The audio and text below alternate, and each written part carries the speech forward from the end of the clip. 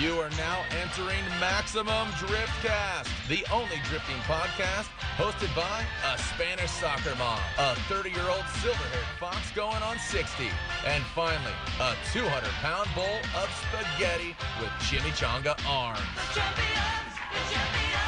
The champions.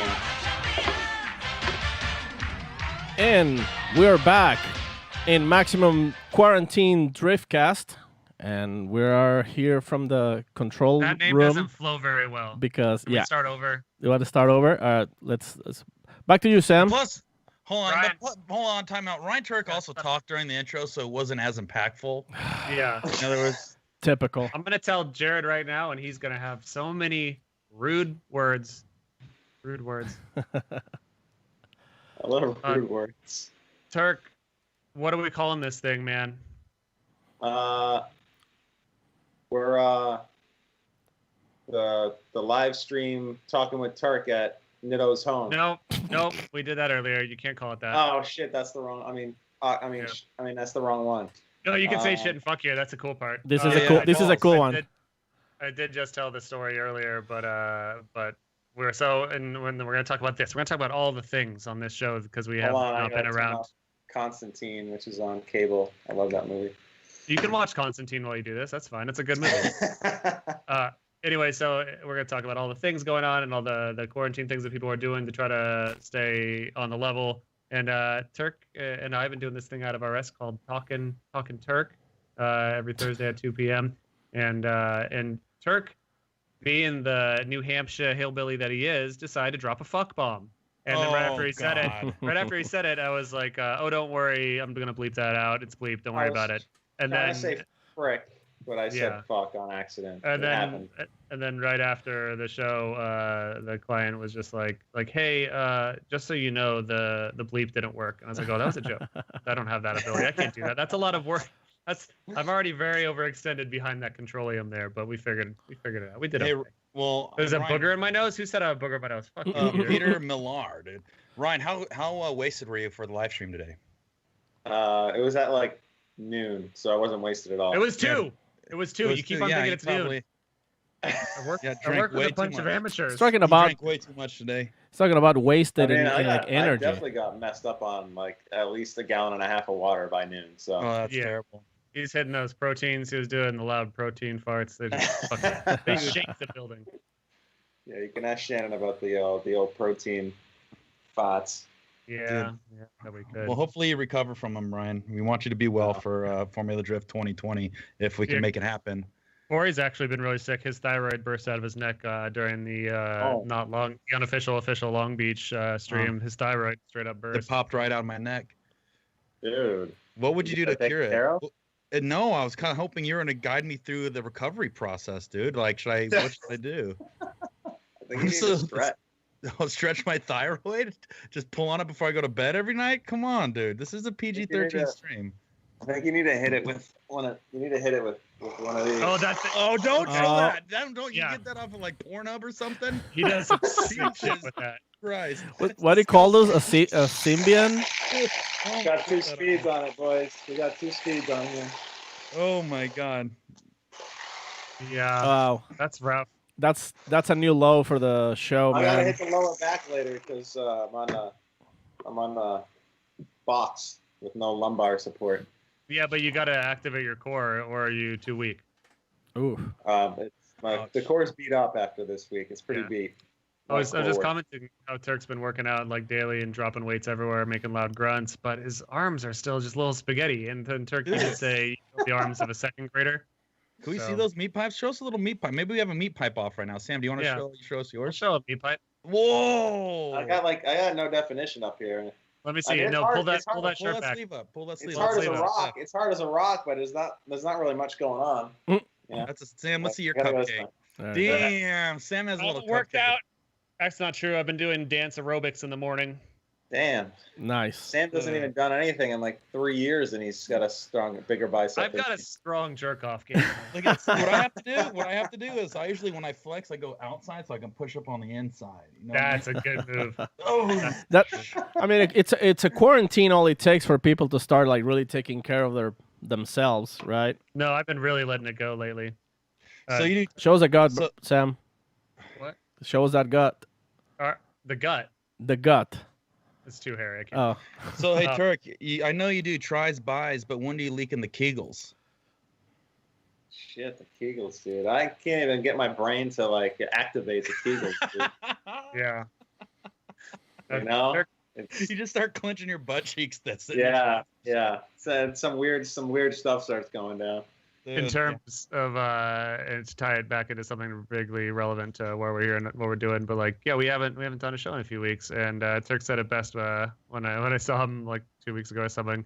He's like, we're just saying like, oh, how you doing? And he's like, well, let's don't, even though there's like still stuff to do, like I just don't fucking feel like doing stuff. Like it's a weird, it's a weird time where yeah, like there is some weird personal shit in my life. My tumor friend, the one from the pod and all that shit that I mentioned, he decided to go and die at a really weird time because it's in the middle of the pod. Yeah, that was why I was like out of action for a while. So I only mention it here because I did mention it on the show previously, and a bunch of people donated, which helped immensely. But he decided to go and have a bad aneurysm and died in the middle of this. So I went to a funeral in Arizona in the middle of I almost call it tuberculosis, in the middle of COVID, which you can imagine is one of the worst, weirdest things in the world. There was like 10 people there and you weren't allowed to touch. So good times on that. I'm not trying to bring a big Debbie Downer in the beginning of the show, but we're in some weird fucking times, everyone, if you didn't know already. I'm sure you guys are feeling it now. Last show we did, I tried to do like a heartfelt, like stay inside. Things are rough right now as of this recording. This was what I said then. I was like, oh, there's like 14,000 cases of COVID in America. There's probably going to be a lot more. And here we are 3-ish weeks later at 677,000. Number one in the world, baby. That's us. USA. Not weird. We're all doing our best. We're doing new stuff, and I definitely want to talk about that. Corey had a super successful, unofficial, official Long Beach and a settle course online. That was super cool. And Tuerck's doing the show. His vlog is definitely making huge progress in just a few weeks he's been doing it. I think Paco has been he's got a new virtual waifu he's going to introduce us to later. Yeah. That'll be pretty cool to see. She's a Decepticon. Yep, Ooh. that's right. Yeah, we're all doing weird stuff right now. Can I get the login info for that account? Yeah. That's my only fans, bro. Guy. FD, Very nice. FD announced a revised schedule that's starting in July with 2 Irwindales, which sounds awesome, and a couple other things. Texas is back, Florida is out, but yeah, there's a ton of stuff to mention and all that. But let's just start early. Ryan, what's up? How are you? How's your quarantine? How's your life right now? As much, I still feel really busy. Just obviously taking on all this vlogs content and stuff. It's definitely a struggle trying to continue content on a weekly basis with not having all of the normal stuff going on, like going to the track and going testing and driving and doing Formula Drift and everything that goes along with the all that. So yeah, I don't know. It's been cool, I guess, kind of being able to focus on different things. Like I'm not as stressed out as you normally are in a big lead up to the season. Oh, yeah. Where you're hoping and crossing your fingers that everything works out, and then you get there and do your thing, you know? This time last year, you were super fucking concussed because you just totaled your car. Oh, that's right. Yeah, I, like this literally last year. Yeah. I think I was concussed on my birthday last year, which really sucked. Yeah. Yeah, that sucked. So this year, Already doesn't better. really seem much better this year, to be honest. Yeah. Yeah, On the plus side. start of the year has really been pretty terrible, actually. Yeah, that seems to be a common theme. Keep on saying like, well, the good news is, and then there is none. It's like, oh, there's not really a lot of good right now. It's like weird, and that's the other thing of like why it's been hard to like do one of these shows. It's like, what do we talk about? At least now, like FD has announced a new schedule that I'm kind of skeptical about because California, I know, is still, they've made predictions that like California is not going to probably have a mass gathering for the rest of the year, and we're 3 of these new events are in California. So, well, I really do hope that they all come to fruition. But what's your take on the new schedule, Tuerck? I just want to go drive some cars, man. I don't even care where. I just hope we get to do it. And I think July is definitely ambitious, especially if we're going to be having fans in the stands. Which is a story thing. I think when we talked to Ryan and Jim earlier, they said like, yeah, digital, doing like a online, like what Corey did on his Twitch, like they're not. This might change. I think they said they weren't really interested in exploring that right now because so many of their obligations are based on the live audience, in-person audience. So granted, you've got to maybe change your. I don't know what things are in place for that. What obligations Formula Drift has to run events with fans and all of that. So. Behind, what I'm sure Ryan and Jim are trying to figure out all options available to make things happen. But I don't know, man. I think July is ambitious. I do hope that we are on a downtrend and everything is kind of looking on the up and up by then, and we can actually run Road Atlanta on the 4th of July. That would be an epic kickoff for all of us. A huge track too. Like everyone could sit 6 feet apart. And I don't know. Yeah. It's something. Corey, Paco, what do you guys think of that schedule out there? I mean, it's funny that they got rid of Florida. They have 3 rounds in California.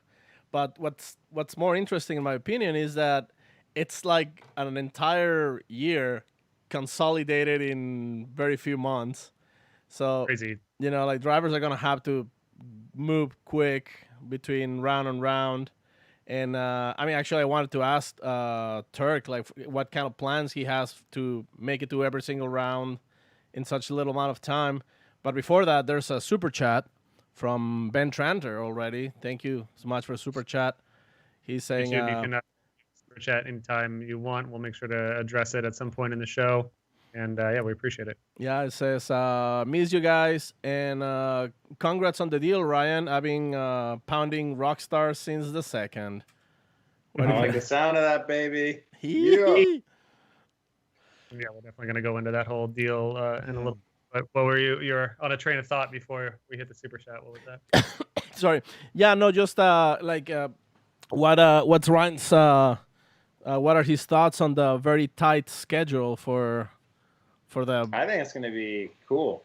I never liked having all the time off in between rounds. I think I perform better when they're more back to back. When it's closer, you don't have so much downtime where you're not driving in between rounds. So yeah, it's going to be something we haven't experienced before, but it's more like what most other pro athletes have. Like, hockey players play well over 100 games a season, so they're like back to back. Look at Supercross. NASCAR's 30. Supercross is 17 rounds spread over 18 or 19 weekends, so they're pretty much flat out. And then they have like a little break, and then they go into Outdoor Nationals, which is a 12-round series with a couple breaks. And then what else? NASCAR is 30-something weekends a year. Like, so we're drive though versus so many FD dudes that are running their whole programs. I know, yeah. Thankfully, I got a suit and helmet deal, and I'm driving for Papadakis Racing with the Toyota Corolla hatchback. But you're talking over me. I couldn't hear what you said. Papadakis. So for me, it's going to be nice to be able to drive, leave. So I mean, as far as just making sure I have first class on a plane. No, yeah. What do you mean first class? First class is when you're on your private jet, dude. You're not gonna be first class in your private jetting. Yeah, me and Shanny Pants. We'll be flying a PJ around to all the rounds, so I'll be really living in style. Still doing a wedding, right? No matter what, one way or the other, we're gonna make that happen. Yeah, I mean, if we can't have our wedding in September like it's supposed to be, then we'll just go to the courthouse, I guess. Yeah, and have a big party when we're allowed to have a big party. Yeah, you had a pretty sad fucking birthday this last week, didn't you? Minus Shannon making you food, but. I had an awesome birthday. It was very chill. It was me, Shannon, and Basil, and we just chilled and ate food all day. I guess that's pretty good. That's just what Corey does every day. It's my birthday every day. I celebrate every day as my birthday. Corey, you're a lucky man. Thanks, Tuerck. We actually celebrate the same birthday, all of us. I don't know if you guys knew that, but yep. Looking at the schedule, it is super tight. I've talked to quite a few different teams. I've talked to quite a few different partners, and I think my biggest concern is the low-tier teams, like the low-budget teams. They're the ones that are going to be affected by this the most. Well, yeah, because it's going to be hard to get back and work a job in between, let alone like spending the 5 days to drive to the next event. Well, look at between Road Atlanta and New Jersey. That's 20 days. So you're spending 5 days there, 5 days back. Technically, you have 10 days, not including if you have to work on the car at all. You might as well just stay on the East Coast for that. And then right after that, the 25th, July 25th, August 6th, you're at Worldwide Technology Raceway, which is St. Louis. So now you're stuck on the East Coast or the Midwest. That's only 10 days apart, roughly 10 to 12 days apart. Yeah. And then about Irwindale is insane. 14 days after that, you're supposed to be at Irwindale for round 1 of Irwindale. And then after August 21st, 22nd, you got another about 20-day break for September to go to Northern California for Sonoma. And then another 10 days after that, you have Evergreen Speedway. So these young teams that don't have the funding or budget to give yourself a racing opportunity and then a 2-month break to recoup the funds or to fix your car is kind of gone. And so I think what we're going to see is a crazy flux in the privateers. That's my concern right now. Rich, you're just getting richer and poor guys are getting poorer, Tuerck. Thanks a lot. Yeah. Tuerck's on PJs, getting married and going to courthouses. He's sitting on a box. Sitting on a box in his living room. Sitting on a box in his living room. So he's living it up. I'm here. I just had macaroni and cheese, dude. Trying to make the round 1. I can't even make the round 1. I heard you had Velveeta. I had, dude. I don't use it wasn't just Kraft. No. I see. When I do mac and cheese, I invest. That's good. That's a good investment. Get the real cheese. You don't cheap out. You don't cheap out on the mac and cheese. No. Yeah. So that's my concern. My concern is the. I think that's a really big concern. That's huge because I mean, and a lot of people can't even work at the moment, let alone to even save any money for the season, regardless of having sponsors and having other people help you out. So. Yeah, that's definitely going to be an issue for sure this year. Here's my suggestion. All the sponsors are. We'll talk about money in a little bit, but yeah, Corey, go ahead. I got a suggestion. It's like I think teams, Pro 1 teams, lower tier Pro 1 teams that may not have the resources, they should really consider jumping down to Pro 2. I'm saying that right now. If you're a Pro 1 team and you're stressing about it, jump down to Pro 2. That will give you at least over a month between St. Louis and Sonoma. And then that'll give you almost another month between Sonoma and Texas. It's going to suck to bite the bullet, but bite the bullet, save a little bit of coin, don't stretch yourself thin, and go out there, compete, and win a Pro 2 championship. I think Pro 2 is a very respectable series. There's a lot of heavy hitters in there, but make the jump if you're going to be tight on it. That's my suggestion. Well, I think go for it, Sam. I was going to say, just one line. If you haven't gotten your sponsorship money already before this started, you're probably not going to get it, too, like for a long time. So many small companies are closing their doors and like a lot of people just aren't getting paid. Like it's just going down the line, of course, because these higher up deals are just now having to stop because there's no money that they're not getting income. Therefore, the drivers are not getting the trickle of money that they would get because the companies themselves that might sponsor them, if they didn't already pay the check, don't have the income and they can't do the obligations that they're meant to fulfill due to not no one's fault, but due to things out of their control. So,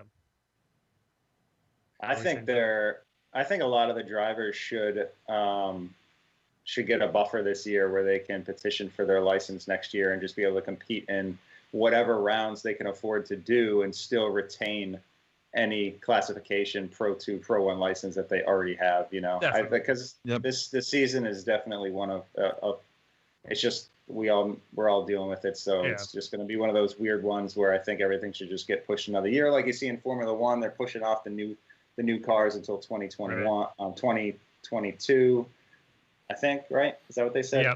Yeah. I mean, then that's the least thing that I imagine Jim and Ryan will almost certainly do something like that. Like my fucking Admirals Club got extended 6 months. My Admirals Club membership. So if they can do that, I imagine that they can extend these licenses that these guys fought real hard to get just a little bit longer. 100%. Yeah, so I think there's going to have to be some exceptions made this year. And I think that's one of them. We have to figure out how to reorganize this for 2021.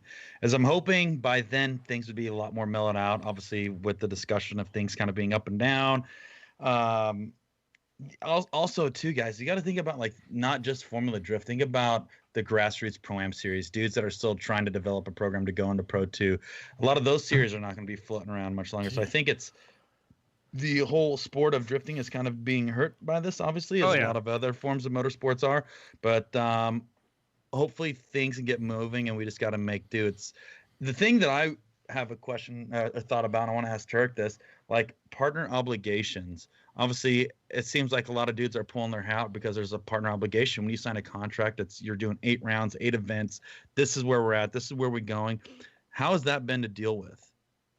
Well, nothing set in stone at the moment, and obviously, moving forward, we still don't know. Everything's a day-to-day or a weekly deal because so much changes. But the way contracts are written are professional contracts pertaining to Formula Drift are usually written for an 8-round series. So you get paid on an 8-round based on showing up to 8 rounds of competition. Now, if you don't, that's never happened before. So knock on wood, we don't have that issue this year. But if we do, then, it's going to open up some room for conversation. So there might be some budgets that are prorated depending on if we do miss rounds, or there could be some solutions to those issues where we utilize that money that would be spent on a round of Formula Drift to doing some other marketing campaign or maybe a video project or something like that to make up the difference of missing a Formula Drift round. Do you think that strategy and kind of this loosely fitted contract, do you think it's going to be changed from here on out, or do you think it's going to go back to being a very strict? To me personally, I think the whole entertainment industry between motorsports and ball sports are going to be changed forever from this in some way, shape, or form. And I think things are going to be a little bit more looser as far as contractual obligations, because now we don't know what's going to expect. I don't think we've ever been hit with something like this. We have, but not on this level, right?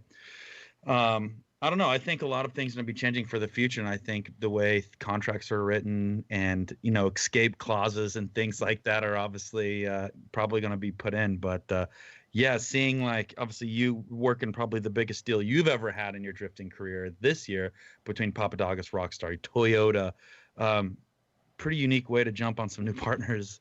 Yeah, seriously. I mean,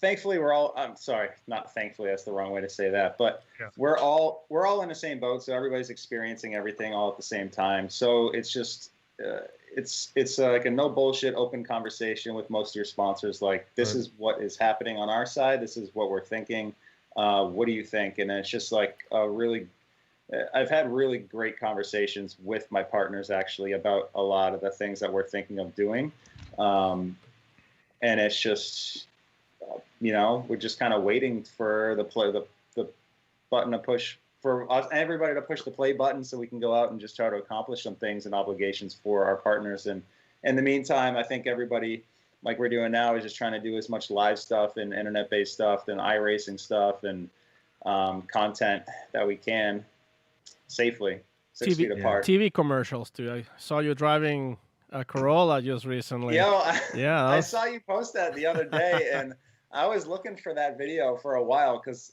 I filmed that at like midsummer last year. Really? And then I knew it came out like 2 months later, and I never saw it, and I couldn't find it. It's the video? It's Ryan Tuerck driving a Toyota Corolla on like a shipping container yard. Baby. Oh yeah. Yeah, I remember you talking about it, but I never saw the thing. He had the Corolla virus. Oh, very good, Paco. Very good. Can we? All right. Well, that's the name of the episode. Fuck, that's insensitive. Is it? I don't know. Whatever. No, it's fine. Yeah, we're gonna have I to deal like with this until forever. So. You guys are insensitive. It's okay. Yeah. Fuck you, coward. Coward. Corolla driving. But yeah, I mean, like I kind of like extending what Corey was saying. I mean, responsibilities with sponsors. Obviously, like say, like everybody's on the same boat. So I guess like sponsors have to be understanding. But also, like for example, what's going on? Have you heard like after the updates with this schedule? Like let's say for example, what about grid life now? You have any notice, like any dates conflicting or anything like that? Yeah, I mean, I've been in touch with Chris from Grid Life quite a bit, and he's had an open conversation with myself and a lot of other of the industry drivers and people. I'm sure yourselves as well, and just making sure that dates that he is working with are going to work with the driver schedules as well. And obviously, nothing is going to conflict with Formula Drift, but it's going to be like a very back to back to back to back. So like. Paco, as you were saying before, the schedule's already very busy, and throw in a couple Grid Life events, and it's going to be in a wedding in September, and I pretty much will be gone or doing something every single weekend from the 4th of July till the end of November. That's one thing that I keep on thinking is like, again, I don't think it'll be a light switch by any means, but if it were, it's like, oh, things are just going to burn down with busyness when if there is some sort of, let's call it even like a 2-month light switch, is like the pickup of everyone wanting to do stuff again, like in this hypothetical, will be insane, and everything will be crazy booked. I don't think it'll be a fast, instantaneous, even instant over the course of a few months thing. I think it'll be a gradual return to, I don't want to say normalcy, because there will be a very new normal, but it'll be interesting to see. I personally, and I've been a pessimist for many years, but I just I don't see, and I don't know if I see an FD season this year. I hate to say those words. I don't want to put that into the universe, but it's like I feel like all these automotive all these major automotive organizations are just going to have to say 2020 is off the books and 2021 let's come back super strong. Like I feel like we're just going to keep on pushing it back, and we're going to get to June, and obviously, I think we're going to have hopefully fewer cases than now. We're going to start increasing our ability to, I don't want to say fight this even, but I think we're going to be at a better place than we are today, but it's still going to be a place of caution that doesn't allow mass gatherings. And essentially, I think we're going to be in a similar situation until a reliable, safe vaccine is created, and that can take years. So, well, I've heard a bunch of rumors and things like that, even some some stuff in Supercross, and I actually saw somebody write something similar in chat. It's like, I heard even for Supercross, what I think it's Feld Entertainment that runs Supercross. They, from what I heard, rumor mill, that they're not going to be fully organized until 2021. You know what I mean? Like they're almost just kind of vexing everything and slowing things down until mid to late 2021. And there's also things that I heard that by 2022 is actually when things are going to be almost back to normal based off of the vaccination release, which Sam was just mentioning. The thing that kind of bothers me, and it doesn't, well, like upsets me, because obviously this all sucks, but also we got to make do and we got to get through it, is how do you think spectators are going to react going to large audience? Do you think it's still going to scare a lot of people away going to FD? You know, we're probably going to go to Irwindale if we do have Irwindale, and the stands might be empty because people still may not want to be in mass gatherings, or people who may not want to go to, like, how does that affect things? But then also the other thing I think about too is you look, because my biggest fear is partners also backing out, right? So you pay for foot traffic, sponsors pay to be on Tuerck's car, foot traffic on top of the media, traffic's not there. So then how do you compensate for not having foot traffic on the, on the venue? So like, I don't know, there's so many different things that are changing that makes me think about how this is going to affect motorsports for a long time. But it's like part of the investment is, you get 20,000 people to event and then you get hit with 50,000 people online. That's a great week, but now take 30,000 out of that, because people are not showing up. That's a concern. Yeah, so those are other things I think about is what's the workaround for that? How are people going to respond when it's like, guess what? Irwindale's open, everybody buy your ticket. Well, I mean, but like the governor of, Governor. Governator. I mean, what was said was here in California, they're not going to have any mass gatherings until 2021. At least that's what they think. What is a mass gathering? Can you have a gathering with space around you? Can you do that? I mean, what are the limitations? What are the new limitations on having gatherings and events? I know. Also, can people buy tickets? Because I don't know about you, but almost everyone I know is receiving reduced or no income. So frivolous things have gone out the door for most people. and some people are lucky enough to continue to live in a regular-ish form of life and still buy the things they want to buy and eat the things they want to eat. But I know a lot of other people, especially service industry friends that I mentioned last show we had many weeks ago. It's like, oh, money just stopped and there's no severance and there's no nothing. And yeah, a lot of people are receiving $1,200 checks right now, but it's like, that don't do shit over the long. For real, like I don't even. Yeah, whatever. We don't need to get into that, but that didn't make sense to me. And I know that like small business, like my friend Sarah that owns a vintage clothing store in Phoenix, Corey, you know, Antique Sugar. It's fucking hard to get one of those small business loans, and just did hours and hours and days of paperwork and phone calls, and then eventually was just told like, oh, we don't have any more money, so you guys are shit out of luck. So it's like, it's not ideal. It's not ideal, and I'm worried that even if the events were to turn back on like a light switch in July or September or October, whenever they can happen, people can't buy tickets. So we're dealing with some grave shit here, but I definitely we're gonna go into the Papadakis deal because that's super exciting and something that I've really had to hold my tongue on for many months now, and it's been challenging. Especially hearing Corey and Paco speculating. We're trying to hypothesize like since like November, like I think Ryan Tuerck's gonna do this. I bet he's gonna be in this car, and I was just sitting back there like, Dude, Sam yelled at me. Sam yelled at me so many times because I'm like, oh, this is leaked. Tuerck in a Supra, and I'd make a post of Tuerck in a Supra. I was so happy. Don't be post that. No. I was happy about that because you were posting leak Tuerck and Supra confirmed, and I was like, man, that's crazy. You found that out. But then I got yelled at. Not by me. I yelled at you for something else. I don't remember what. No, it was that. I got yelled at for that. But that's the thing is like even when you see news or similar news or leaks, that's what makes it so interesting is because it could be easily done that way. You could easily, obviously, the talks about Supra's been around for 3 years. Oh, Gucci Supra, Osmo Supra, Tuerck Supra. No, never mind. Tuerck's driving the Corolla. Wait a second. No. And so like, yo, just get it out there and let people discuss on what it is. So even though it was a baby leak, and I kind of figured out immediately after that, it's still good to put that out there because it gets people talking about what could potentially happen. Corey, your camera just went black, by the way. Hold on 1 second. What's up? It's like Corey's camera went black. Just letting him know. Oh, my camera. Corey's camera went to sleep. We're still here. You can still hear us. Yeah. Don't hit those F's in stream yet. As long as you can hear us, we're good.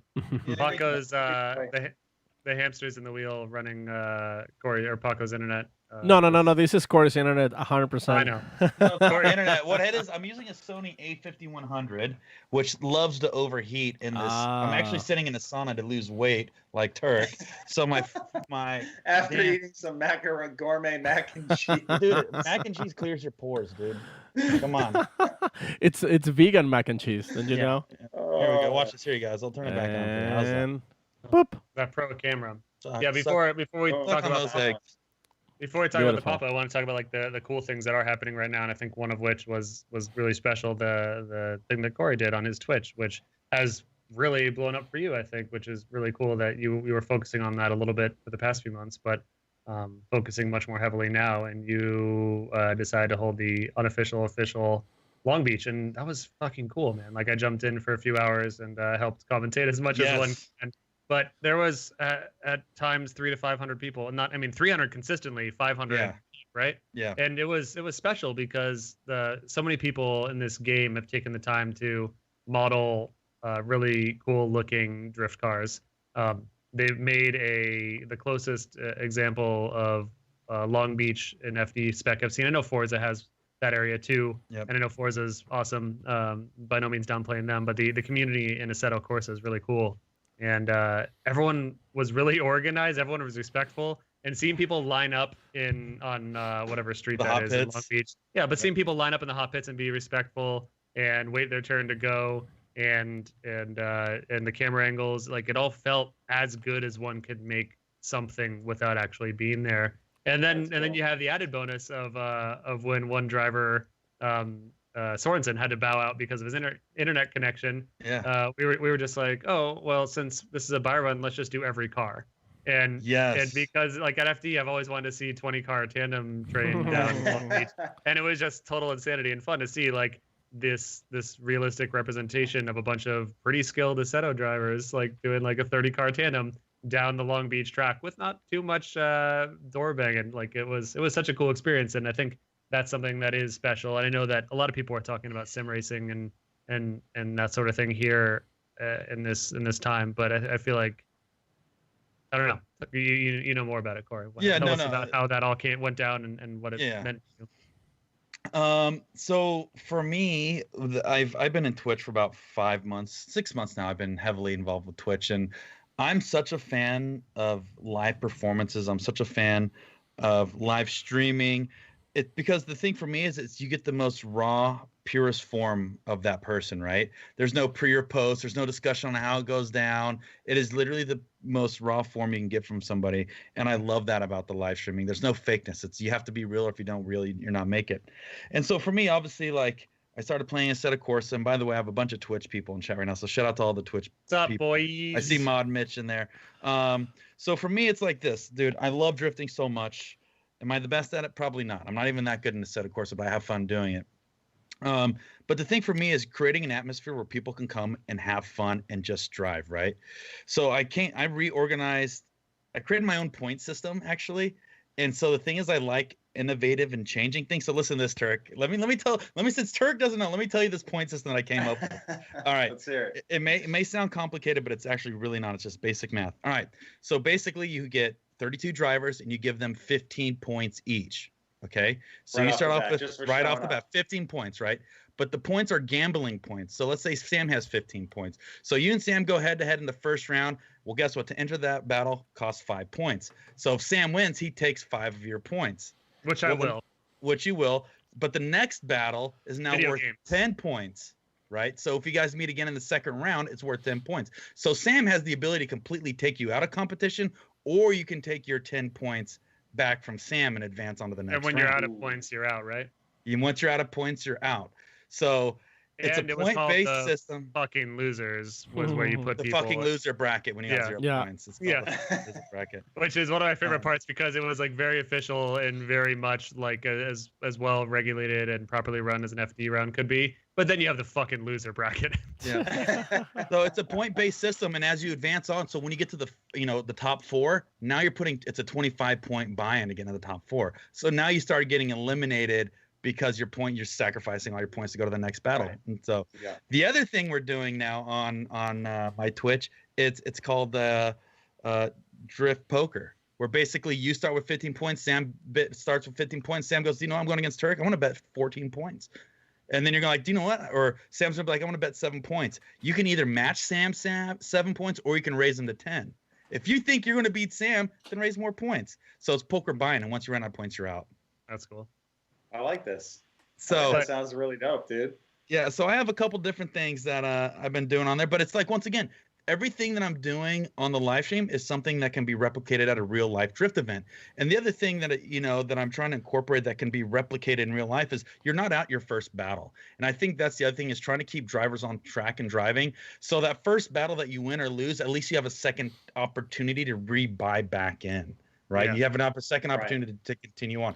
So that's kind of like the whole thought behind all that. I mean, if you're the worst driver and you go up against the best driver, you're not like out for the duration. It's like, yeah, you had a bad battle, but the next one comes around and you could be on top. You could claw your way back in there. Yeah. So the other thing too, but also if you could replicate a 20-car drift train in Long Beach, that would be awesome. That would be awesome. So, make it happen. But the thing about that is there's no downtime. So anytime a battle takes off and finishes, you send 4 or 5 cars down, and as they drive back through the pits, you grid back. So everybody's always driving. There's no downtime, and that's, once again, how can we replicate that in real life? So it's a big science experiment for me. It's all it is. All a big science experiment. But it turned out well. It was actually the largest drift event on the internet that weekend. Yeah. It ended up being the largest drift event on the internet that weekend, guys. So it was just crazy, dude. It's crazy, Tuerck. It was fucking nuts. It was absolutely nuts. But I would love to have you come in there and like hang out and do some driving if you're down. Which by the way, Tuerck has always been. You're not anti-simulator. You just have never really tried or. No, I never put the time into getting a simulator and then like to get good at a video game, because usually in the off season we're building cars or figuring out budgets and trying to get sponsors and all that stuff. And I would have said, I mean, now's the time. I wish I had one now. That would be sick. But this is the other thing that I think about too is, the more diverse your portfolio is, the more opportunity to sell. And it's like, do you know, I can do sim racing. I can do real life racing. Do you know, I can do announcing. I could do podcasts. I can do this Tuesday talk. You know, you could create this large portfolio. And that's one thing that I think all of us, especially me and Sam, since we sucked at drifting, we had to think of other things to do. But it's like creating this large portfolio of just things to offer when other things don't go through. It's not putting your eggs in one basket. And that's one thing I've learned is, don't put all your eggs in one basket. Yeah. And honestly, driving like a real properly set up sim, it sucked at first, but now it's like everything is mechanically there as far as how it all works. Yeah. And it feels real. Crazy. Like, minus get the out too. Yeah. You need to. You really need to. Good Well, news. James at RS stole all of our sim gear already. I think we might have some duplicates of some stuff, but I know James Kirkham has been trying to get into the more sim racing stuff, and he's going to be starting to try to Twitch some stuff, I think. So if there's some scraps of some sim gear at RS Tuerck, but I'm sure there's more than enough people out there on the internet probably watching right now, especially in Corey's following, that would love to see you behind the wheel of something. So there's more than enough help out there. I'm ready. I'm down. Nice. Even that. You need a $2,000 computer. You need a something. $2,000 computer and about $20,000 in sim gear, and you're gonna be ready to go, baby. Wait, how Okay. much money do I have? It can be a lot, but there's tiers. Just like drift cars, and again, I'm probably the least knowledgeable person in this podcast to be talking about it, but just like drift cars, there's your entry level stock KA S14. Yep. There's your Pro 2, and then there's your FD spec. You know, so you can build out as you can spend as much money as you want on that. For sure. Yeah. Though? Can you compete professionally with an S14 and like an SR20? Dude, so many, like at the Grid Life game nights, like some of the best Forza drivers, like all of them preferred to use Xbox controllers versus Controllers? Yeah, because I mean, I would Corey want talked actual about feel It's of the easier. steering wheel. Like that has to be that way for me. Dude, it is. And do you know what I'm figuring out is the adjustability on how you set up your sim, like with the force feedback on the steering wheel, the road feel, the curve. You can literally set it up to where you feel curbs aggressively or you don't feel race curbs at all. Do you want to feel bumps in the road or do you not want to? And it's all simulated through the steering wheel. So it only takes a little bit of time in setting up, but you can get every piece of feel. Yeah. And that was my biggest struggle when I got my sim is I'm like, oh, plug it in and go. And then everybody was like, yo, Haas, you're terrible. What's going on? and they brought up, have you changed this? Have you changed that? Have you changed this? Have you changed that? And as soon as I did that, I was like, now it feels Starts like making a car. sense. It's the Yeah. biggest difference is that. But Which I would say get one. Don't Do it. be a doo-doo head. Get a simulator and get on and let's go. Corey, Alright, did Literal alright. get a hold of you? Because Literal called me and he's like, yo, I'm getting into the sim game. Help me out with some stuff. And I'm like, I can help you a little bit. Here's what I know, but call Corey because Corey's the man on that. That's Did he so get a funny. hold of you? Who is that? literal. Oh, literally, yeah. And Ken Gucci's in chat. Hot dog, Haas Dog's Discord and server gets down. Dude, we literally have the best set of Corsa drivers on the planet, and they're killing all of us. And it literally now it's like that competition feel that we've all been missing for a few weeks or months and don't know when we're back. You can get it there, and that's why I'm in it. You get Do you that. plan on? You need to Do let it. me know when all that stuff's happening again so I can Dude, check it out. I would love to At get the you. very least, you can come in and commentate because like I'm not a good enough driver, nor do I have the right gear. Although I have the computer, I don't have any of the rig sim rig stuff. But like at least to commentate on what you're seeing, that'd be rad. Just to have you hop in the Discord. Dude. You have to download. Talk you have to shit. download yet another image. I'm out. That's it. I'm done. Got Zoom, Yeah, got Skype, Discord, and yeah, it'll be cool just to visit. Corey, do you plan on like running? I don't know if there's other tracks already created, but like yeah, Road Atlanta, that's easy enough. Can you run a Road Atlanta event like on the FD day that it would have been? So I'm going to leak this right now. We're going to do an FD Texas track. We're going to do the newer style FD Texas track, which we've been practicing on the servers. And it's cool, dude. I'm telling you, it's cool. I've been in it for a few weeks. You check it out. Get in there, Turk. Even if you want to go, like, here's the best part. I called Sam literally the day of the event. I'm like, yo, Sam, can you get here and shit talk some people for me? Oh, yeah. Like, help me out, shit talk. And it was like the ultimate. And before drivers left the line, you would say, yo, Mitch, what do you want to say to Derek? Derek, you suck my ball. And you have like these dudes are Yeah. arguing on the internet before they do their run, which you know what I mean? Yeah. It's like, things like that just made it so fucking cool. But yeah, get in there, bullshit Yeah. with us. There was no tree to launch people or human to launch people, so people had to come up with their own like triple horn honk essentially. So some people said like 1, 2, 3.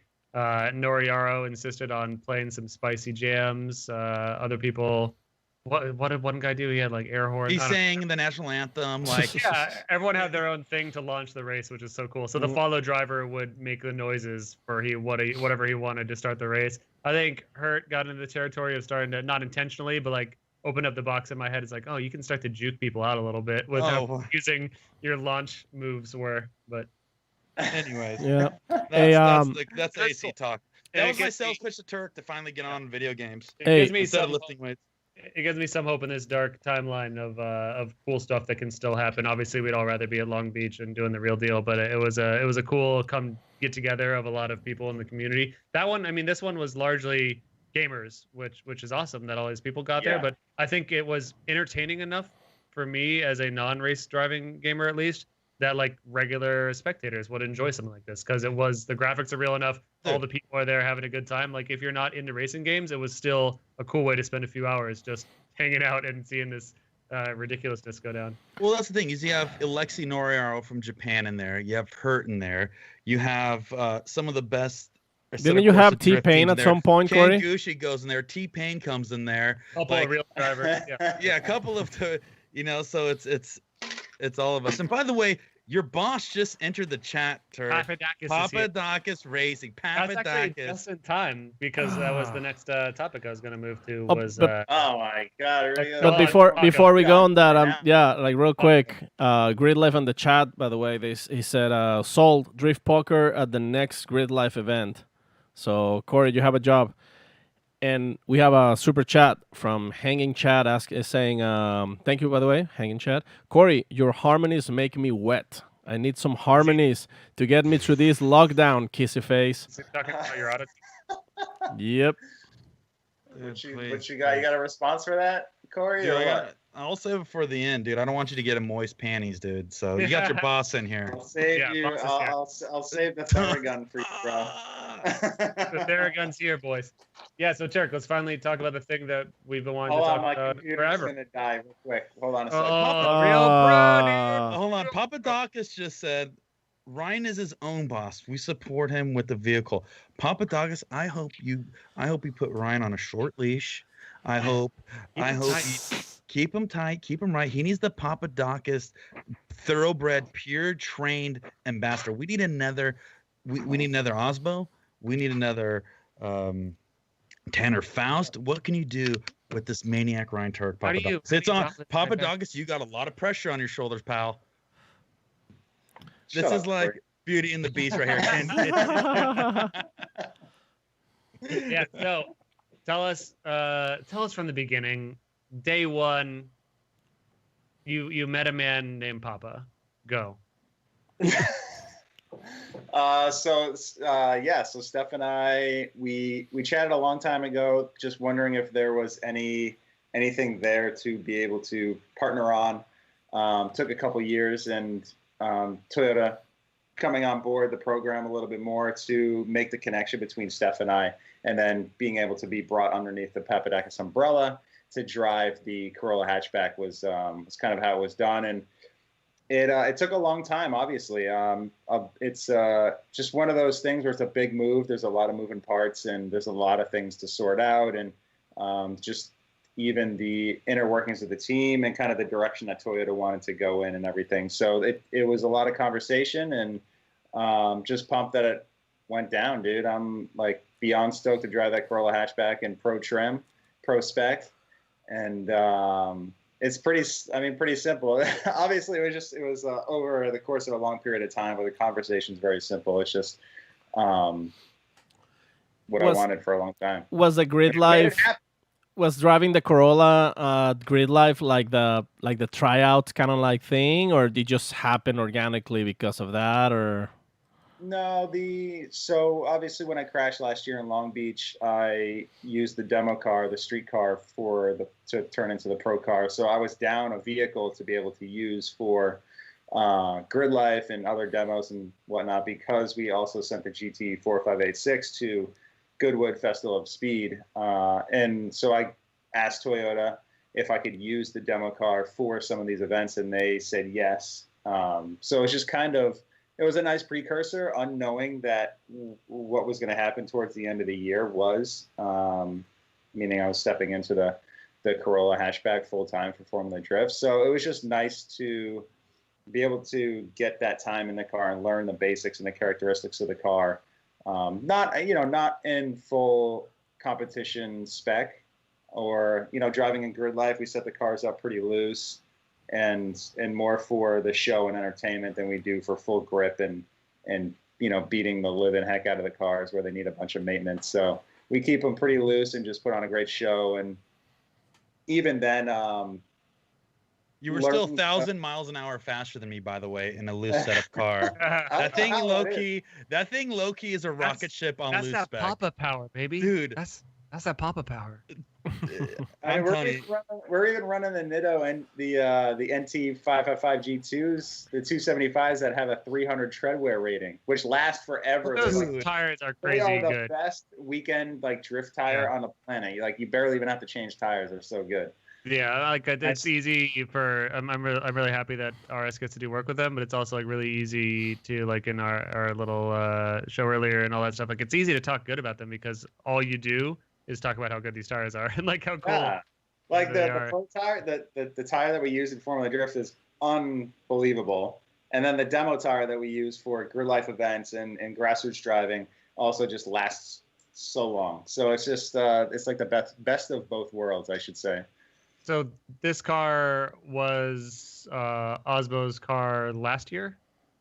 The last 2 seasons. So I'm stepping into the existing Corolla that Papadakis and Osbo campaigned for the last 2 years. Can we just recognize the way you say his name, Papa? Am I not saying it right? No, you said it perfectly right. Say it again. Papadakis. Papadakis. Better ingredients, better Driftcast. Papadakis. If you're still listening and I've been saying your name wrong, just you're saying it well. Slap me in the face after quarantine. As I'm sure you are aware, I'm sure Steph is very aware, and everyone on the show is aware. We have been referring to him as Papa Mama Kisses for many years, and that's how it shall remain. But you are free to call him Papadakis. It's just part of your. You've lost most of your. Is it my New Hampshire accent coming out? You've lost most of your New Hampshire accent, other than the word Pepe. Sorry, there's me interrupting again. We don't do the show for 3 weeks, and I'm just back to my old ways. Please continue, Tuerck. This is Osbo's car from the past 2 seasons. What were you saying? Yeah, so it's the Corolla that was campaigned the last 2 seasons, where they finished second place 2 years in a row, and now I'm stepping into that car that is a championship content. Oh, dang! Get it, Corey? Yeah, that's what I'm talking about, brother. Hydra homies. Yeah. People didn't see that. You guys weren't supposed to see that. When I learned that you're going to be in this car, I was like, all right, Tuerck finally has no reason for excuses. In the past, he's always been like, oh, my friends that built this 8.6 are fucking losers, and they're the reason why I'm failing. Fuck you, Dom. Fuck you, biddies. This car sucks, and I'm not a winner because of it. But now, there's no excuses. You have a championship potentially winning car, and if you suck, it's your fault. Yep. Right. I'm just glad Freddie left me a little bit of room there's one better that I can do. Yeah. So hopefully I can make that happen. Yeah. And you can too. That's the cool part. It's obviously we've seen you drive like crazy in the 8.6 just in the past few years. You've had really good rankings at the end of the season I've had some good moments, but haven't obviously put an entire season together of, so I'm looking to do that. I'm looking to be a lot more consistent, and I think this is the car. Just the comfort level that I have driving the demo Corolla was really good. So I'm hoping I can step into the competition spec car that's going to have a lot more grip and a lot more power and feel the same way and be able to perform on, have that perform on track. This is better car than the 8.6. I think you would say that hands down, right? I've said that. Yeah, I think it's the characteristics of the car and the way it handles are better than my 8.6. Last year my 8.6 was very good, But I still like the Corolla better. Is a Corolla slightly longer wheelbase? It is. So Yeah. it has a Like little bit of a 103 longer inches, right? wheelbase, and it also doesn't have the very wide chassis, which allows you for like a more adequate geometry on the front suspension, maybe. So I remember that was kind of like one of the issues with the 8.6 being so wide on the front. I don't know if that's what it was. The 8.6 chassis, the way the rulebook pertains to that specific chassis, the front end steering kit, you can't make it perfect.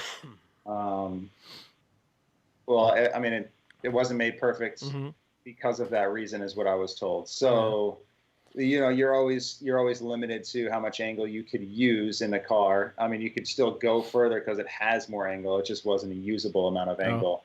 So if you wanted to throw in a backy and come to a standstill in like a 180-degree turn, then yeah, you could use all the angle, but it's not really usable angle for a Formula Drift track or a Formula Drift competition.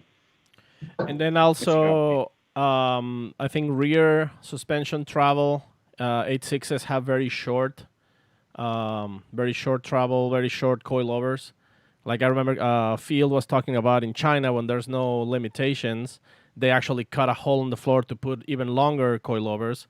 So yeah, I imagine the Corolla has longer travel. But I mean, you can get 3.5 inches of usable shock travel in the 8.6. The only thing that's a bummer is you can't bring the chassis down to the ground because just the way the thing is built, the thing has to be raised a little higher than normal. Well, not normal, but than other cars to make the suspension work properly. So it just gives it makes the car look like it's a high center of gravity. Okay. And that's probably not helping the situation either. Got it. Corey, you were chomping on a bit for a question a second ago. I had a couple things I want to go over, but my brain is melting right now. Too much water, dude. Too much gas going on. I hydrated too much. My brain is oozing. I just want to talk about your boss a little bit. I'm going to keep calling him your boss till the end of time. This is what you're competing against right here. Steph Papadakis, 2000 IDRC Outlaw Class runner-up, 2000 NIRA Pro Comp champion, 2001 IDRC Outlaw Class champion, 1999 SEMA Import Racer of the Year, first front-wheel drive car to break 150, 160, 170, 180 miles an hour in the quarter mile, first front-wheel drive car to get into the 8s, first Honda to get in the 9s, 2005 Rookie of the Year, 2007 Formula Drift Championship with driver Tanner Faust, first Honda into the 6th. Dude, this is your boss right here, dude, and he has the accolades. You better listen to this man, Tuerck. He's going to build you up for greatness. But what this is coming to now is you are now teammates with Frederick Osbo, champion. You're not a champion yet. Ugh. Hopefully one day you'll be a champion. But you're our little champion. Well, we are the champions. You are our champion, but I would like to see a big fire burning inside for me. I would like to see a big fake silver trophy in your living room one day. They're made out of tin or something. Aluminum foil? Aluminum? Yeah. It's not about the minerals, boys. It's about well, it's just value. It's value. It's expensive, okay? My question is this. Sorry for all the fluff, guys. What is going to be your team name with Frederick Osbo? Is it the New Hampshire Hammer? Is it we haven't even double thought dockers? About that yet. Is it we haven't even thought about that. Chat. Now I need you guys here. There's a lot of you in here right now. Let's have a poll. Somebody come up with something. What should Frederick Osbo and Ryan Tuerck's new team name be? Wrong answers only. Drop it in chat right now. Let's see. I feel like New Hampshire. Where was yours? New Hampshire Hammer. New Hampshire Hammer. I feel like we can tighten that though. Like New Hampshire Hammers. No. We could do something with good bods and good chins. We could do something. I'd say Uncle Chinny and Spaghetti Arms Kid. Ooh, Lady in the Tramp. We could be. What about Lady in the Tramp Stamp? It's like based off the Disney movie, but it's a little bit more aggressive. Well, yeah. Well, Freddie and Tuerck both got Rockstar Star Tramp Stamps when the team was announced. Yeah. Freddie got Tuerck. Playoff Freddie got Tuerck. That's good. I like Freddie got Tuerck. That's a good one. That is a good one. Did you guys actually come up with your official team name that we're not going to use? No. What are the logistics? Are you so Papa's moving around the car. You got your show up and drive the shit out of the thing deal. You're pitted out of the same area as him, or I should say, in the Rockstar Osbo Papa area. Are you frozen? Are you really concerned? You're looking at me strange. I think we lost him. It was like I kept on talking because I'm like, is he judging me right now? Is he frowning?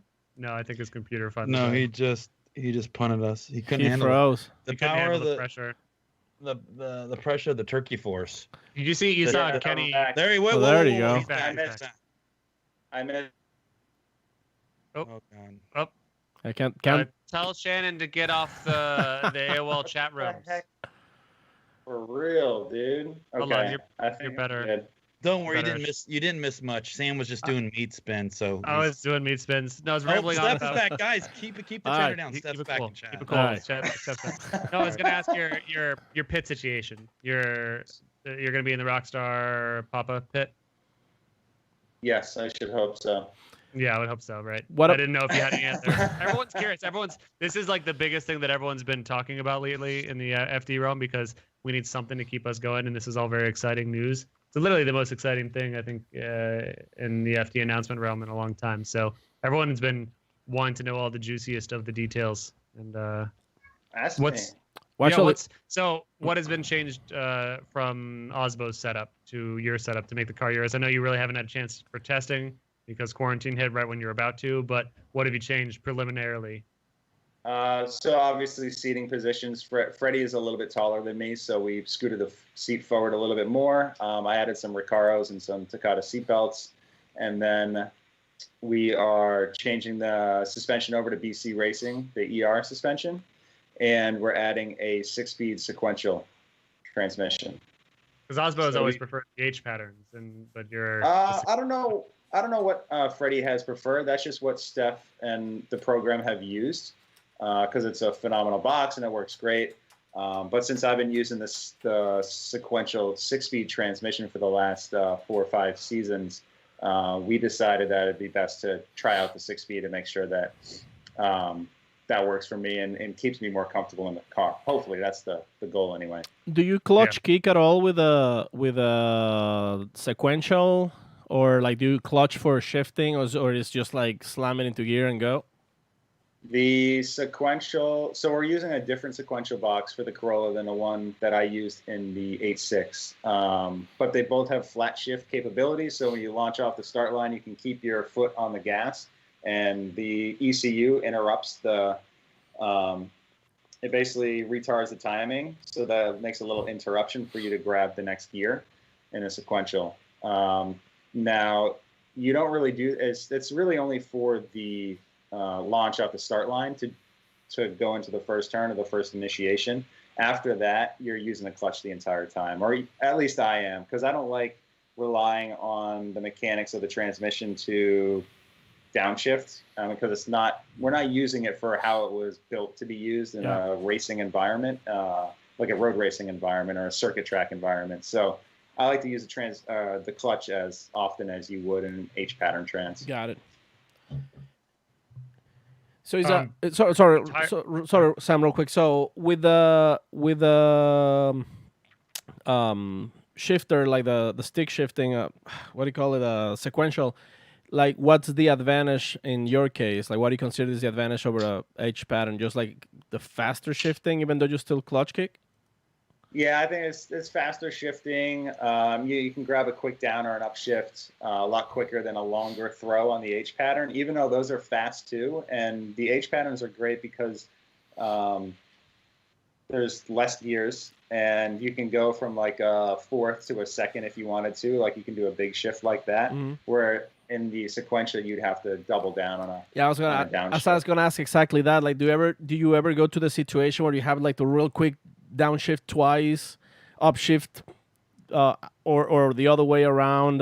Like, do you keep the gear on your head, or is just used to it and just going pretty much by ear? Yeah, I mean, once by the end of Thursday, you have everything pretty dialed in, so you're not really counting gears or anything like that. And we did a little bit in the beginning when we first got our sequential back in, I think, 2015. where we didn't know the gearing very well. So there was a little bit of being in between gears. So we were like doing maybe a couple quick upshifts or a double downshift for a turn, where now we have everything very well planned and have a really good a selection of gears to where we don't have to do that. So the car is just a lot better set up for every track that we go to. What are you guys doing tire-wise? I think you got some fat rubber on there, right? Oh yeah. What do you got? What you got? 315? We got, in the rear, we're running the same tire we ran last year, the Nitto NT 555 G2, the 315 4018. And then in the front, we're running the NT 05 Nitto 275 3518. What's the reasoning behind that? The NT 555 G2 compound, they don't make in the NT 05 model tire. So we run two different types of tires to make the equation happen. Dude, and you got Osbo on Nittos too. Yeah. Yeah, we got Toyota, Rockstar, Nittos, Nitto. Papadakis. Was Osbo on a different tire previously? I forget. Yeah, I know obviously previously, but what was he he on on last year? Nexon. So Nexon. Yeah. Are you running a Borg Warner? Yeah. I'm still a Garrett athlete, and I talked to the guys over there and just kind of let them know the situation, where it's my program, but it's Steph's engine program and Steph's car, and they're the ones who know that chassis and car very well. So there's no real game-changing stuff happening as far as the power plant. So it's going to remain with a Borg Warner turbo, which is fine. Yeah. That's cool though. I mean, Garrett's always been a really cool company from everything I've heard you and Forsberg say over the years. So that's cool that they're okay with that, because I can see why a company might not. But I mean, at the same time, Osbo, don't fuck with this motor, man. like Papa and Osbo have tuned this motor for years to make it as reliable as it is today, and it's like I would hate to see that equation changed now. Not to say that a Garrett turbo couldn't power it just as well, but it is a retune. It is a change of lots of things that they have dialed in. Yeah, I mean, it's just there's a comfort level there, and they've run the car the way it is in those engines for the last 3 years that those engines have been in development, and they have it pretty much dialed in. So I told Steph coming into the program, like, I don't want to change the least amount possible. I just want to make a couple changes, like a sequential transmission, obviously seating position, the BC Racing suspension, and just go out there and run the playbook that they have for each one of these FD tracks and try to come from the driver's point. Yep. And that confidence came from your driving of the demo Toyota Corolla. Yeah. Which just real quick, just remember that Borg Warner plant and just suffered like major destruction because of the tornado just 2 days ago. Tornado, right? Yeah, it's like I mean, what's next, right? An alien invasion? Seriously. Don't joke about that, Paco. Yeah, don't joke, Paco. I think you're Too an soon. alien. Do you want to talk anymore about Formula E? Because I want to talk about something else with Ryan Tuerck. Yeah, what did I have? Hold on, I had one more question on that. Sam. By the way, I made a post on our Instagram account like 2 nights ago, and I was up till 4 a.m. for whatever reason. I made a post. That's just quarantine hours, baby. Yeah, and I was like, "Hey, what place do you think Tuerck and Forsberg are going to get at round 1?" And I spelt everything wrong, and the comment section was basically calling me an idiot because I spelt everything wrong. Did you have Lenzema? What happened, man? Dude, I don't know, dude. I was a full brownout laying in bed, and I wanted to get a post up because I saw that the last post that we put was leaking Tuerck's livery, because Steph posted it before it went live on the Nitto channel. So we posted it, or I posted it because I don't want to get Sam or Paco in trouble. I did it because it was out there. It was out there. You know, I would never post anything that isn't already out there. Was it accidental? Steph put it out there, then it was Yeah. No, it was not. It wasn't accidental. Yeah, it was all good. That's an official release. So that's class. And so that was our last post. So I just wanted to let people know that we're still around. We're taking a quarantine break. Sam had some things going on in his life. We're all adapting this thing. We have things going on. So I was like, I made that post, and I was like, I don't know, one eye open and like predict the text just shooting out whatever it wanted, and one eye open, but with arms wide open. Creed. Creed. That's probably why I spelled everything. Nice. But yeah. What do you got? Sure. Last question. I'm sure we'll have more FD questions because I had one, Okay. but then you sprung it on me, and I had to think about it right away, and Okay, lost get back to it because let's get to the real shit here. To be honest, real quick, I was thinking about hugging everyone and how nice that would be, about when the next FD round does happen, and I was thinking we were talking about your seat position with Osbo because he's tall. I'm like, man, I miss hugging Osbo. That guy's good at hugs because he's so tall. And then it's like, oh, that's gonna be cool to meet everyone else again for the first time in a very long time. Like FD has been one of the highlights of my adult life for so long, and going there and making it to rounds was the most important thing in my life for a long time. And last year we did a remote halftime show, so I only went to the California rounds, which was a bummer for me because going to FD events was my fucking jam. And it's now, now we're not like Long Beach is around 100% would have made it to whether we had a halftime show or not. And it's just weird that thing has just been kind of like removed from all of our lives. And I'm sure you and a lot of other people feel that way because regardless of who wins over the weekend, regardless of external things, like FD is just like a special home for a lot of us. And it's a bummer that we don't have that right now. And I can't fucking wait to go back and seriously hug all the dudes. Well, usually when I hug somebody, Sam, all I'm doing is sizing them up. I'm trying to see who's the most dense and has the most muscle mass. You always poke and prod, all right. And I rub their back. I'm like, okay, he's pretty leaned out back here. How's his traps? And I tap him on their shoulders to feel their traps. And I remember Tuerck always being really soft up here, so hopefully it's firmed up. So when I give you a hug, I'm gonna be making sure that your cross fat's been paying off. It has. Right. I can assure you that. All right, good. Okay, you're hot in the ass. Let's hit it. All right, dude. All right. You probably, and this is, you made me very jealous about something, and I'm just gonna spill the beans right now, dude. You have a fucking Judd engine.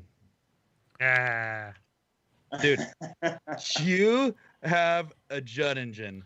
Corey, what do you know about these things? Because so Tuerck's been trying to sell this idea to everyone around him that deals with marketing stuff, and they're like, what makes it special? And I've heard Tuerck 1,000 times try to say what makes the thing special, and I've learned a little bit just in looking at the construction of it. But what do you know, Corey? Tell the fans. What do I know? It's like it was a huge Formula One engine in the 80s. This engine developer created this crazy engine. I don't even remember the dude's name, but Mark Engineering, in conjunction with Judd, made the Formula One engine. I'm actually on Wikipedia right now to try to pull up some stats. But to give you an idea, they were in the Williams Formula One car. They were they were in the Team Camel Lotus. You didn't sell this good enough. Why didn't you just read me the Wikipedia? Dude, they were in the Team Camel Lotus, the infamous Lotus cars, driven by Nelson Piquet. Which is an amazing driver. Obviously, they supplied all the engines for the Tyrrell Racing for Formula One. They are literally some of the most craziest engines, especially if you put it into a street car or whatever you put it in. But it's honestly one of the best sounding engines you could probably ever buy. I think that's where I got it. Right? It'll make a nice conversation piece in the living room, that's for sure.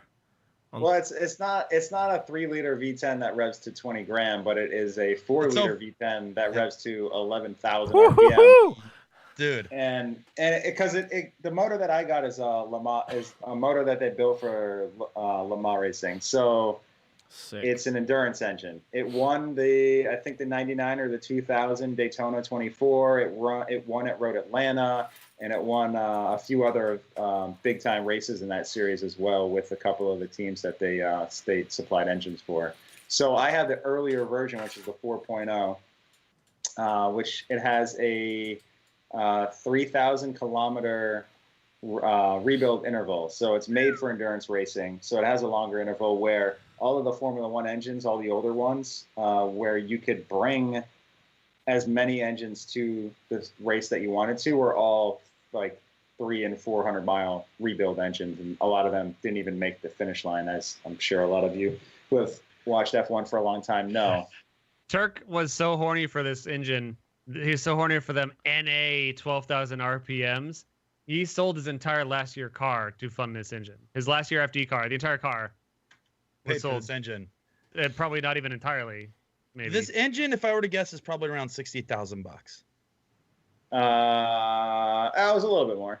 Yeah, Not much. I would say 60 to 7. I was going to put a $60 to $70,000 price tag on it, but you're literally buying a piece of automotive history with performance, with being, dude. You stunt anywhere in the thing. You go to SEMA, you stunt on anybody. You go to a track, you stunt on anybody. This is the ultimate cloud engine versus. So excited to hear it. Yeah, not So to excited mention hear it. the wild plan of putting it on a Ford Pinto, dude. That's fucking sick. Hey, Paco, do we have the ability to play desktop audio on OBS? Do you have that set up at all? Sam, do this. I sent a link in our chat on Facebook. Just press play on that video real quick. This is almost a similar engine Tuerck. It's a V10 and revs to 12, and it's in a BMW. And I'll put it down in our YouTube. And we'll also, Wait, for you guys, is it the Plaza Hilltown car? it is. Yeah. Because that's the 3 liter V8. Yeah, that says Judd V8. Yeah.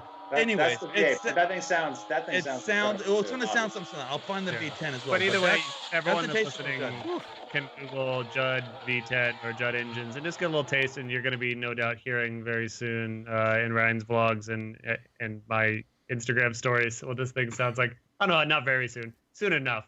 Soon happen. But yeah, I know you want to do cool reveals and all that shit, but what can you tell us about your plans with this thing so far?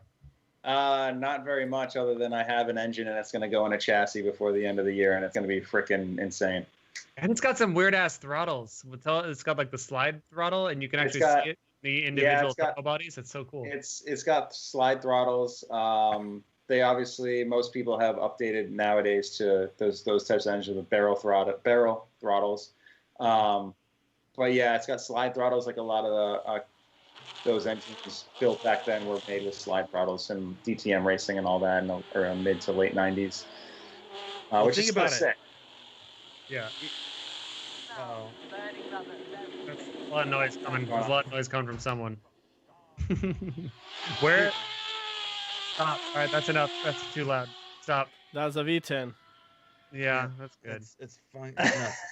And also think about that. Something as simple as a slide throttle. By having a slide throttle, it removes any restriction that a butterfly would have, right? So now you're having a butterfly that blocks maybe a tenth of the throttle. Now that's gone. Now you have 100% air going through that throttle body into the engine, making as much power and RPM as I think. And actually, it's pretty cool. You open up the slide. When you open up the slide throttle, you look down the throttle, and it goes straight down to the valves, like to the. You can see the gasoline pouring and the. It was sick as fuck. Like I grabbed this bag of marbles I had, and I was like, check this out. Like we played beer pong with it. You remember, Sam? Yeah, we were playing beer pong. Judd beer pong. Actually, if you remember, Crazy Town wrote a song about throttles. That one, Butterfly. Remember that good song? It's very good. Butterfly, sugar. Sing it, I got Sam. a Judd throttle body, sugar baby. Mm-hmm. Damn, you're definitely from Phoenix. Sexy. What was your inspiration, Tuerck? Because I mean, you talked about that it's obviously badass, but is that it? Just because it's a badass? Why this? I've always had the idea of wanting to put like a Formula One engine or Formula One style engine into like a street driven chassis, not a Formula car, because I just love the sound and love that kind of type of racing. And what's the next best thing that I could have is an engine and something that I can drive on the street. So. Yeah, theoretically. How do you elevate the 4586? And it's tough because that is. I had this idea. I had the Formula One engine idea before I had the 4586 idea. But I was just like, well, because when I was doing homework, it was pretty early on. I was like, well, that's never going to happen because those engines cost like $400,000 and they only last 400 miles. And then a rebuild is you can't even find parts to rebuild with things, especially here in the States and not being in Europe where a lot of those engines are sold and sold used and change hands and whatnot. Not being in that kind of underground scene, you're not going to know where the deals are and what you need for rebuild stuff. So anyway, what I come to find out is that the Judd motor, which is they are still obviously an operational business. They still make the parts for their engines, and you can send the motor back when it hits its rebuild interval and have it rebuilt and sent back to you and continue on having fun. And you've told them what you plan on doing with it in terms of banging off rev limiter for extended periods of time at high lateral Gs, and they're like, yeah, it'll make it to the service interval. They think that'll be good to go with a good tune. Yeah, I mean, as far as like oil starvation and all that, the cars that those engines were in were hitting way higher Gs than we would. So like the oiling on the engine is well thought out and engineered. So that's all good. The rev limiter and all that, I'm sure it's going to be fine. Depending on how much higher RPM stuff that we do, which is going to be a lot because it's all the power is made near the red line. Yeah. So, we'll see. We'll just kind of keep checking checks and balances and making sure that everything is looking good. And they're going to see it in one of your upcoming vlogs, but I remember how pumped you were telling me about hearing that thing on the dyno. Do you remember what you were talking about, like the numbers that it was putting out? Not so much the numbers, but the RPMs. Tell us that story. So when I went to the Judd facility. I went to England to go to Judd to watch my engine get engine dyno at their facility, and it's in an engine dyno room. So the engine dyno, or the engine is on the dyno, like kind of behind a wall, and you're looking through a piece of glass, and then the operational table is here. So they have like the throttle, and then they have how much load that they put on the engine, and then they kind of dial it up, and they do their checks and their checks and balances with the tuning. Pretty slow. Like they have a whole process and like a spreadsheet, and they're making checks like, hey, this is good, this is good, this is good. And they're going through that process. So at the end of each process, they're getting higher and higher in the rev range. So when the thing hit like 9, and they're doing it 500 RPM increments. So when the thing hit like 9,000, I was like, oh shit, this thing sounds freaking crazy. And then it goes to 9.5, I'm like, holy crap. And then it goes to 10, I'm like, oh my God. And then it goes to like 10.5, and then 11, I'm like, oh, is it going to blow up? Stop. This is my motor, but they're just sitting at just revving at 11,000 or 10,000 just constant, right? Just sitting there.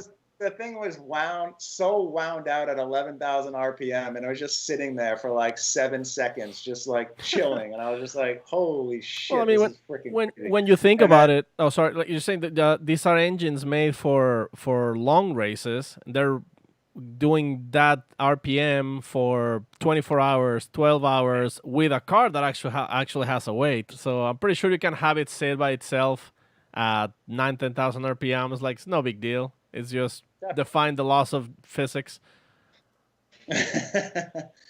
Definitely, yeah. And the motors are so cool because it's there's no chain drive, there's no belt drive. Everything is based on, it's all gear driven, and production gears to run everything internally in the engine, which is really cool. And they're actually saying, so when I went to visit them, I hired a videographer to come and document everything. So we're going to have one of the episodes of this build project come out, and it's going to be me visiting the entire Judd facility. And John Judd, who's the son of senior Judd, who started Judd Power with Brabham back in the day in the 80s. They partnered together to start their engine program for Formula One teams. And he gave me an entire tour of the facility and a ton of history, and walked me through the entire shop of all the different engines that they had. And it was absolutely incredible and just really cool to see all the history that company has in Formula One. Like the block of the engine that I got, which is called the GV4, is derived directly from the Formula One engines that they made back in the late 90s, which was a V10 3-liter and then a 3.5 liter. So it's just a little bit taller deck height for the 4-liter, and different crank and rods and pistons and whatnot. Since mine is an endurance racing engine, it doesn't have titanium rods like those higher revving V10s did in the 90s. You cheaped out, is what you're saying? You didn't spend the extra $3,000 for the options? Because they're saying you actually don't know the structural fatigue of titanium. So when you have to... the rod could be perfectly fine, but they're like, well, this is all we've tested. Like, we're not going to go any longer. This is a 400-mile engine. So then it needs a $100,000 rebuild or whatever, some crazy number of a rebuild that we need. That was my next question. When you do inevitably blow this thing up, what is it going to cost you? Well, hopefully I don't blow it up. Hopefully it's just like runs to its expiration on rebuild and it's perfectly fine, and you send it back how long? and get it rebuilt. It's 3,000 kilometers, so about 1,900 miles. Which, if you think about it, in race car track lap sense, that should last me probably 2 seasons at least. Right. Yeah. Right. I mean, with this thing, potentially, it will see some grid life duty and some cool ass mountain road video duty. And yeah, I was gonna say, like, is that even harder It's on it? probably than like it would 100. You're other probably racing? Yeah. No.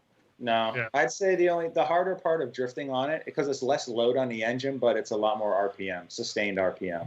Right. Well, I would recommend you, Ryan, to start looking at like part equivalencies that you can find at AutoZone and Rock Auto for like when you need to Yeah. rebuild it. I You have know, a, just do it yourself right there on the driveway, and you know, Using like bring a couple I friends. have a 2020 Corolla. Okay, they're like, what? Automatic engine or manual? running? Automatic manual, yeah. Yeah, it's a Judd V10. I need plugs for a Judd V10. They would probably shit their pants. By the way, the Judd V10 did win the 24 Hours Le Mans, the GV4S, by the way. It did win a 24. There you go. So we Corey, expect the to see you on facts. the podium. I got a Horse Le Mans winning race engine. I'm so Boom. proud of you, Ryan. What give us some more numbers. What does it weigh? What's the power band max number? Is like Yeah, so it's actually a very small package for the power output and displacement on it. So it's a 4-liter V10, revs to 11,000. The engine weighs about 300 pounds, which is pretty freaking light. Yeah. that's super light. Their newer ones weigh even less. Corey is heavier than the engine. With rocks in my pocket. Soaking Well, wet. Tuerck said it's a small package. I'm like, well, at least it matches the driver. It matches the driver. Oh. Zing! Hey, all right. Well, we don't have to turn the X channel on right now, do we? Yeah. It's after hours. We're good. We're gonna get on Paco's Decepticon channel, right? Yeah. There we go. It's called hentai, and it's art. It's art, guys. It's What's art. the power? What's the power band look like, Tuerck? Where is it making a little bit of power, Yeah, or where is it making a lot of power? It doesn't really start making all the power until 7,000, but then it goes all the way. It makes all the power all the way to 11. So it actually has quite a long, usable power band, like 5,000 RPMs worth, which is pretty good. I know you're not as much of a dork as most of us that are here in the room and listening, but I imagine you did watch at least a little bit of Initial D. But it's like I remember being as like a 15-year-old or whatever and seeing like, Takumi's dad put that new motor in the Corolla, and then he's like, this motor sucks. And it's like, no, idiot, you got to get a new tachometer to unlock the extra 4,000 RPMs. That's what it kind of feels like with you. Where it's like you're gonna drive it, you're gonna be like, I hate this thing, and then you get the new tack, and then I'm gonna be scared. I'm gonna be like, wait, how far do I have to run this thing? That seems scary. It's gonna feel very odd. 15,000 RPM. Well, your entire life has taught you to shift, between like 6 and 8 or 9, depending on the 2J or whatever it is you're running. But it's like, oh, suddenly I can go past that. It's gonna be strange. Sam, people brag revving to 7,000 RPMs. This thing doesn't start making power until then. Like, that's so stupid. It's unreal, but it's so amazing. It idles at 5,000. Yep. It'll idle at probably like 2,000. Probably but 2,000, set right? their idles these days at a little higher. Yeah. Oof. No, it'll be loud though. It's gonna be loud as shit. Can't wait. I can't fucking wait till you reveal more about it, and I can't wait to start filming shit around this motor. Seriously, I just want to get it done already. Well, you've got a lot of time on your hands. You ain't got shit to do, buddy. Actually, so, buckle it. Real quick, speaking of the sound, like I know like the exhaust and the headers like play a big number on the actual sound of the engine. Is that something that like does he have to be like equal length headers or? There's in the installation manual that comes with the engine, they actually tell you all of that data so that you know how to build the engine for maximum power output. I mean, sorry, not build the engine, build the headers for maximum power output. Yeah. So that's interesting. You have to build the header to their specification, so it always sounds probably the same way. It doesn't matter who builds the header or the exhaust. Well, yes and no. I mean, you can only run divided on Formula cars. You can't join the exhaust on Formula cars, and that's. But you can do whatever you want. And in our car, we're going to join them so that it has a higher pitch sound, because the 10 to 1. 4-liter being 4 liters, having a little bit longer of a stroke, which is still like some ridiculous short number, like 55 millimeter or something, super short. Whereas think of a 2JZ, which is a 3-liter, and it has a stroke of, I think, crap, why am I forgetting? Is it a square? Something. Okay. Because we don't know much about cars on the show, Tuerck. It's okay. Brain fart. I'm brain farting on the 2J, but yeah, it's like a lot longer of a stroke because it makes a little bit more torque. Obviously, this car makes a lot less torque and a lot horsepower all the way at the high RPM range. And what kind of fuel does it need? We're going to be running the VP MS 109, so it's an 109 octane unleaded race gas.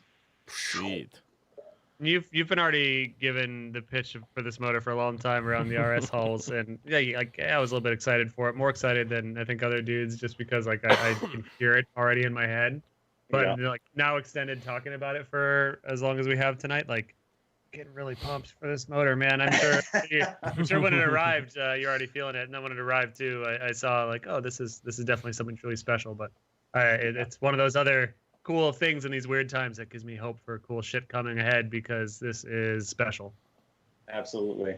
This is the besides actually getting one of those one race use, like 3.5 liter V10s or 3-liter V10s that rev to 20 grand. This is like the next best thing that I could possibly get my hands on. And I can't wait until year 2 after you've had it. We're like, fuck, we need to add some nitrous, guys. And then dude, oh my god, when I was at the Judd facility, because John Reed, who's going to be tuning it, he already did the dyno harness and added the software for the Motec M150 ECU that it's going to be running on. He's like, ask him about doing a little bit of a nitrous shot. And I'm like, all right. Oh my god. I'll go ask him. So I get there and I'm like, all right. I was like, it makes pretty good power, but what do you guys think about adding a little bit more pressure in the cylinders, like a small shot, like 100 shot of nitrous spread throughout each cylinder is only 10 horsepower, and they're looking at me absolutely fucking sideways, like, what? What are you talking about? Boy, why you did it? It's absolute uncomfortable silence. Yeah, they didn't. I'm not gonna say they didn't recommend it, but they have never utilized nitrous before, so they don't have any experience with it. Yeah. Like, why the fuck are you asking us that, man? That's stupid. Yeah. We are building a finely tuned race motor, and you want to just shoot your goof gas in there? Do burnouts. Yeah. 100%. Yeah. All right, we're gonna get to our super Instagram questions here, and if you guys watching on the YouTube want to make sure a question gets through, do super chat it. Otherwise, we'll answer some YouTube questions as well if you guys are popping off. And I want to start, of course, with these hard hitters and the Instagram. Brian Chantla is a boss, says, which cat do you think would win in a fight, yours or Sam's? I think Sam's would. It's been on this earth a little bit longer. It's got a little bit of weight on my cat, and also my cat had a couple run-ins with the neighbor cat, which didn't go well. Which clawed through the screen window, broke into our house, beat the shit out of my cat on the floor, and then jumped out the window and left. Yeah, so it's fucked up. Our cat's a little scarred up. That's she's not looking for no fights in the world. It's super sad and shitty that a cat broke into your house to beat up your cat. Oh my god! I got a question. Hold on. Sorry. Corey can't handle it. Drink some more water. water. I totally interrupted you guys, but I saw this pop up and it just. So this is from Macho Man Randy Sanchez. By the way, as we're getting in the Instagram questions, sorry to interrupt. I know chat's gonna yell at me for that. I don't care. No, we already did. We're here. Macho Man Randy Sanchez asks, "Would you rather take a bite out of a living horse or a dead human?" Oh, that's good. Yeah.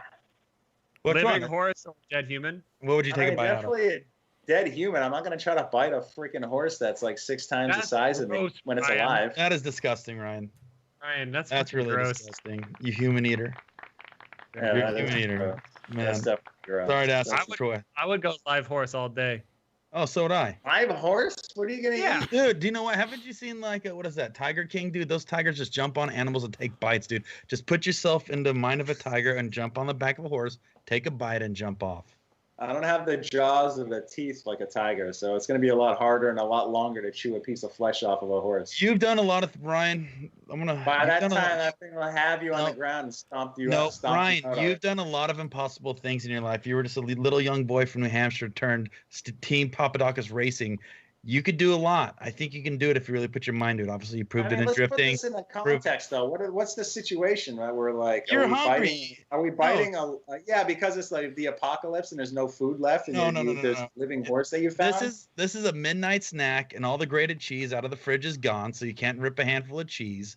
So you either have to eat a dead human or take a bite out of a horse. It's easy, simple math. All right, next question. He's gonna eat. He's a human eater, guys.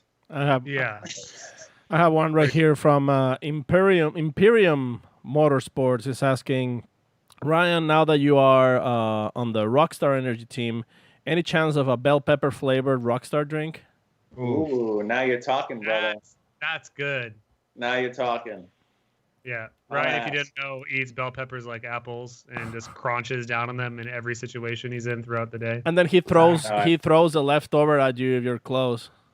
Yep, he does. That's happened to me. Very rude. If you're passing by, I hide the tops. Yeah, they're ammo. Hold on. Here's. I opened up one of my Snap-on tool storage drawers and it's just full of bell pepper tops. And then I laughed. But then I laughed because I sneezed coronavirus on his barbells. And, oh, got him all jacked up. This is from Ford Lynn, aka Alan. What would you say if a podcast went from once a week to once every other month? I mean, and I was actually going to read this and answer it and say, I would say that there's a worldwide pandemic and one of my good friends died. But you answer what you want, Ryan. I'm one and done. This is it for me. Fuck yeah. Yeah, all right. So yeah, he only does it once a year. We'll talk to you next year. Thursday when I go live on the Nitto Talking with Tuerck. Yeah, you got to go back to me there. You're doing. So, are you hosting interviews, Tuerck? Yeah. You do have. Oh my God! Ask me a question, Tuerck. Come on, I want to test your skills. Let's do this. Had a good 30-minute slam sesh today where they just talked some shit. He hasn't experienced a bad guest yet, so let's give him a bad guest. Go ahead, Tuerck. Ask me a question. Yeah. I'm good. This isn't the time for that. Oh God. This is the relaxing cast. Earlier today we had to be proper. I'm on the chill cast. I'm not on the. We had to try whatever other cast. We couldn't say fuck. Okay. I mean, it was discouraged. We have a guest. There's Basil. We need Ryan. Say something. Look how long she is. Yeah, long cats. It's a long boy. Stephanie. Ryan Tuerck right now is doing long cats. Stephanie. She's gone. She got. Okay. Gone. Anytime. Speaking of Twitch stuff, my buddy AJ, whenever he twitches, Stephanie, can you hand me a cat, please? Because he has like 10. He twitches and walks away from the room, and I'm usually on video with him when we play together. He walks away from his computer, and we'll host an episode of what we call Long Cats. And what that is an episode where we show how long the cats can be. I love showing how long the cats are. This one's real nice because it can get pretty long. She's not cooperating right now, but it's nice. This is a good model. This is a new model. That's the fighter cat that my cat would go against. This is one of them fighting cats we've been telling you all about. Mm-hmm. You can get them. No, they look similar in size. Basil put on a few pounds. It's got a little more That's a very nice kitty. Yeah. And this one's nice because he's really soft. Can you wear it like a scarf? You could, but that's how you get your face scratched. It's happened to me before. I know. Shannon's trying to lay Basil on me, so she scratches the crap out of me right now. Yeah, Stephanie does that to me too. No, thanks. I know how this is gonna play out. Yeah, we know how that plays. I haven't checked YouTube in a while. Do we got some good YouTubers by chance? What do we got? Good questions coming in. Oh yeah, Schifferbrain's made the good point. You guys, I would super chat, but these hospital bills gonna break me. Yeah, man. And I said that I think last show, however many months ago that was. But it's like, yeah, we of course appreciate any super chats, any Patreon shit. But if you are worried about your own personal income, like we're gonna do this whether we make $0 or not. We've been doing it for 4 years with no money, so it's not gonna change. We're here for you guys, and we're here for our own mental health because it's nice to talk about drifting and have fun with our friends. So we're here. We're here either way. And we appreciate your support because it lets us buy new gear, and do things like go to events and have fun. But at the end of the day, like we are all in this this fight together, and we want you guys to have enough income to feed your family and buy drift parts. And if you have income to spare, by all means, do a super chat or Patreon, and we appreciate you. But if not, that's all cool, man. We're just happy you're here spending the night with us. The only reason I do this is because Tuerck never answers my phone call, so this is my only way to get Tuerck on the phone to actually talk to him for more than 5 minutes. Spam calling me? No, of Yeah, course yeah. I'm not gonna pick that Yeah, up. it's messed up, dude. That's Jack. It said Velveeta cheese. No, I was actually trying to respond back because I was getting a bunch of text messages saying, "Hey, please be on my Nitto show, dude. Haas, come on the Nitto show." And I was like, "Dude, Tuerck, I don't know if I can, dude." And you're like, "Please," and I said, "Okay, finally." But when I called back to say I would do it, he didn't answer. So sorry, dude. So you had to replace me with the B-list Vaughn. God, I did you dirty on that one. So Corey, I'm not gonna ask you because you don't have enough hair to qualify for quarantine hair. Vaughn had really good quarantine hair today. He's got some good side moves. Mine's good, kind of shitty, mostly on the side here. It's real thick and long and gray. I've got these beautiful gray curls. Paco, how you doing? I don't. You don't want me to take off my head. Trust me. Yes, I do. It's like let me see if I can show you guys this picture. Disgusting. I actually had Kaylee cut my hair, and it was a mess, Oh, and I left it. Was it as good as the first FD Texas round? I don't know if you can see this. Hold on a second. It was really bad. I took a picture of the back of my head. Hold on. I'll have to. We'll probably post that on the story on Driftcast with the fart video. What about the really fart bad. video? I was about to ask about the fart video. That's why I leaked it out because I know you guys are asking about the fart video. That's what this I quarantine. farted in Paco's face. All right, Turk. You are patient zero. Velveeta cheese fart because that's dirty, dude. It was in Sam's house, and I farted. This is already in myth Paco's in the face. chat. Corey's been dangling this over these fucking dying. I sick love it. I fans love it. forever. The thing is, I don't want to show it because I don't want to give people the corona, dude. If you get a fart to the face, that can easily cause somebody to get sick. Long story short, Paco and Corey were sleeping on the couch in my little Venice home shortly after I moved here, and Corey was awake already. Paco was asleep. Corey decided that he had a big belly bummer coming up. He decided to record his face. I and videotaped it. In the background on videotape. Corey did make a big tummy shame. It was so large and shook the whole couch that Paco then woke up with a fright. I was so scared. And Corey has been holding this video hostage for years now, I feel. And It was Nitto Enthusiast Day, probably 3 years ago. yeah, and I'm so worried. We're never gonna know. You have to post that video, Corey. I'm the one, dude. At the end of the day, I'm the one who looks like an idiot. He's never posted it. I have it, dude. I put it in the safe. I put it in the safe. I made it's right here. You see this? This is an iPhone, and it's empty. This iPhone has nothing on it but the fart video. So this is my. That's pretty good, dude. Yeah. Aaron Nasubi in chat's claiming he's seen the fart video. I don't. He played the audio. He played the audio on Driftcast one time, but he never posted the actual video. You can see his shorts like trembling. You still got my fucking trophy, Paco? Did you ever give that back to me? I'm not giving it back to you unless you want it. Look. It's back there. Yeah, you see that fucking carbon in the corner there? Oh, it's in the corner right next to the helmet. Yeah. I never got that back. Yo, I'm gonna need that back, Paco. I mean, if you want it back, I mean, I'll tell you what. Why don't you come to Phoenix? Like after all these pandemic bullshit's over, come to Phoenix. We hang out, drink a couple brewskis. If you cared so much, why'd you leave it at Forsberg's house for years? Yeah, seriously, dude. No, I'm talking to you. You can have it, but there's a series of challenges and riddles you must accomplish. Ooh, You have to first go through the gauntlet. Get the fart video from Corey, and you can have it. First and only challenge. That's too much. That has to be like the end challenge. That can't be the beginning. I'm of the final boss. Yeah. Look at that. A couple of good super chats here. Global Media just want to say congrats on the Riven Drive, Tuerck. Thanks, Driftcast. Thanks, brother. Thanks, guys. And then and Ben says, I literally listened to the episode with Rome Charpentier today. And how'd I do that the last name, Rome? Really good. And Corey showed it in the stream, but also said like 5 times he would post it, fuck you, Corey. Ooh. Thanks, Ben Tranter. Thank you. Getting some hate over this fart video from 2 years ago. Seriously, it's bad. It's bad. Just you don't know how post bad it already. Do you guys have any more Ripper questions for our boy here? I think it's Tuerck. You're looking sleepy, but it's almost been 2 hours. So we appreciate you spending an hour and 52 minutes with us. fucking 9 o'clock. I know. Yet. Dude, it's past 7. You shouldn't eat past 7. You know that. You're gonna get fat in the middle of the night. That's what I'm looking to do. I need to put on some muscle pounds. Well, guess what? You're talking to a bunch of bros that know how to do that. So if you need it, I got the reverse metabolism. Metabolism. I'm gonna go make chicken wings after this. Actually, Good one. That's gonna be cool. right. I'm gonna start making chicken wings. I'll be ready at like 10:30, and then I'm gonna eat a bunch of hot wings, and then feel bad Oh my god! all night. That is dangerous. Nothing better than going to bed with a huge gut bomb filled with fire. Yeah, it's gonna be a good move for me. Hopefully, you guys are having equally cool quarantines and good moves on your own. Yep. Yeah, let's say bye to Ryan and then close her out. So Yep. Ryan, appreciate Thanks for having me See on. you soon. See you next It was Tuesday. See you next Tuesday. First hour was a nice warm-up conversation, and then the last hour finally got good. So That's how it always is. Yeah. Welcome, That's what I've heard. Sex with me is like. Oh, dude. Just Except long and change that boring. to minutes. No, I changed it to minutes. The first minute's boring, and the second one's even more boring. Yeah. Okay. Slightly confusing. There's some fart mentions, and then we all kind of just peter off and then go to sleep. Yeah. That sounds about right.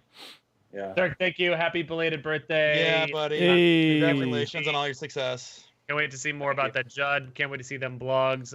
Ryan Tuerck Racing on YouTube. What is it? Ryan Tuerck on YouTube. There's Ryan Tuerck on YouTube. Cool. Ryan Tuerck on YouTube. Vlog, not blog. I said vlog. Twitter, OnlyFans. OnlyFans. What's your OnlyFans, Ryan? What's that? Sure. Okay, he's lying. Yeah, We know he's lying. That's when we confirm liar.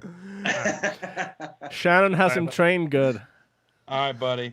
Thank you. Have a good night. Go eat some food. We'll see you All soon. right, Hopefully boys. we'll see Thanks you for at joining, Driftcast bro. tomorrow. Have a good one.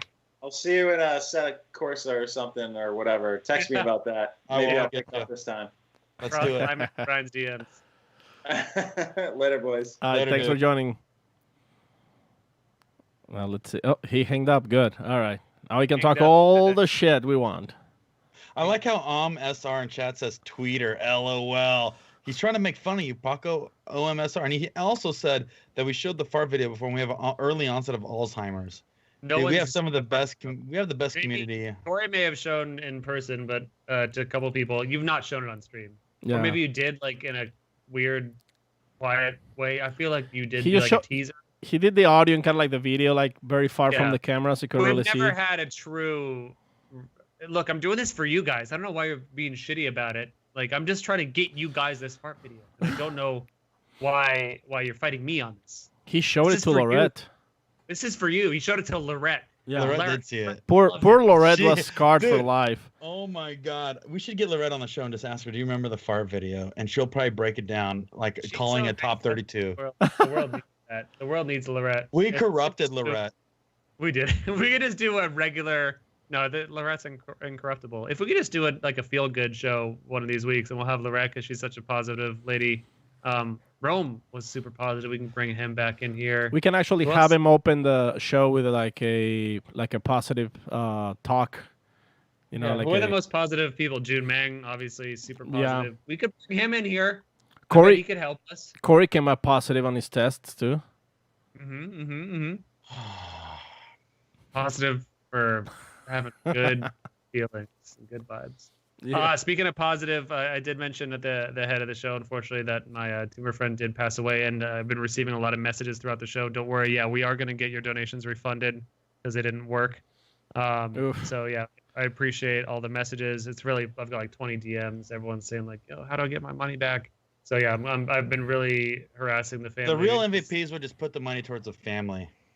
No, we're gonna look. I already told the family like, hey, this didn't fucking work. Give these people their money back. So I'm working on it for you guys. Don't worry. $5, $10, $500. We got some good donations, and I am working on that. I will not stop until you get some of your money back. All right, Cool. Sam. Excited You're a hard worker. We get it. about your streaming stuff going down. Tell me about like your weekly Twitch. What's it look like? Dude, my weekly Twitch, Sam, is like I unboxed a Rocket Bunny kit yesterday. I did yeah. a full unboxing of a Rocket Bunny Boss 14 kit. Broke it down, showed everybody what it's like to receive a Rocket Bunny kit. We do Oh. a set of Corsa. Dude, I have an IRL stream bag. Kay, can you I think my bag is in the closet. Dude, I got an IRL stream bag. So when we're allowed to go to events, or what I'm going to do is I'm going to tell chat this right now. And I know a bunch of people are going to jack my ideas, but I don't care because I love you guys. I got an IRL stream bag, which has 3 modems in it, which I can stream 1080 from anywhere directly to Twitch. So I'm going to do a private track day. I'm going to rent a track out in Tucson and take my car and do a private drift party. This is my stream bag. I have all the goods in here to go streaming remote. Using a Sling Studio, Corey? What? Sling Studio, is that what you're using? What are you using? I'm Unlimited IRL. Unlimited IRL, that's the That's hardware? the name. Yep. Don't jack my shit, Sam. But at Turknito show a Sling Studio, and that has the option to go remote.